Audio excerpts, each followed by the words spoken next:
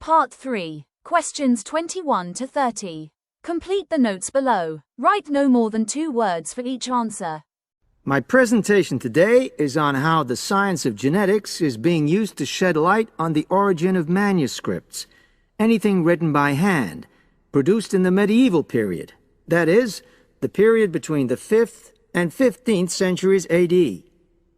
As many of you know, thousands of medieval handwritten books still exist today. Some of them have a clear provenance, that is, we know exactly where and when they were written. But the origin of many manuscripts has been a complete mystery, that is, until 2009, when geneticists started using DNA testing to shed light on their origins. But before looking at the new research, I need to explain something about the way the manuscripts were produced, particularly what they were written on. Virtually all were written on treated animal skins, and there were essentially 2 types. The first was parchment, which is made of sheepskin.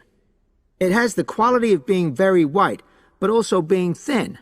It has a naturally greasy surface, which meant it was hard to erase writing from it. This made it much sought after for court documents in medieval times. The second type is vellum, which is calfskin. This was most often used for any very high-status documents because it provided the best writing surface, so scribes could achieve lettering of high quality. So, once the animal hides had been chosen, they had to be prepared. Where the right materials were on hand, the skins were put into large barrels or vats of lime, where they were agitated or stirred frequently. But if lime wasn't available, then the hides were buried.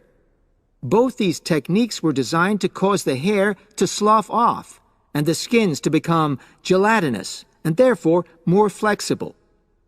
The next stage was to put the hides on stretcher frames and pull them very tight. While on the frame, they were scraped with a moon-shaped knife in order to create a uniform thickness. For parchment, that was the end of the process. But for vellum, there was an additional stage, where it was bleached in order to achieve the desired color.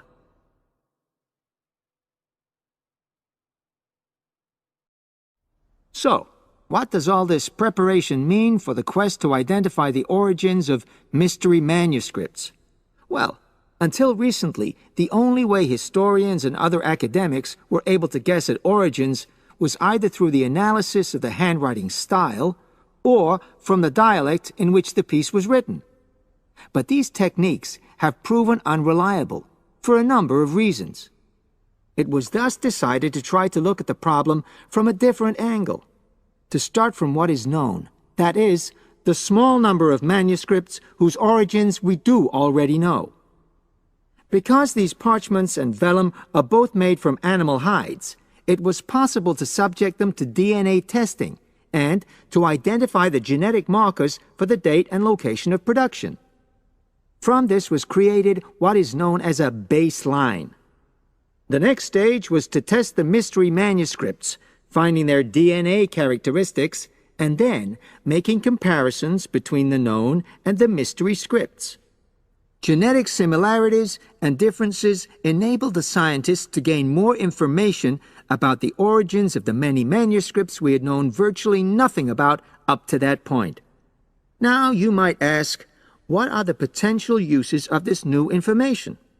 Well, obviously, it can shed light on the origin of individual books and manuscripts. But that's not all. It can also shed light on the evolution of the whole of the manuscript production industry in medieval times.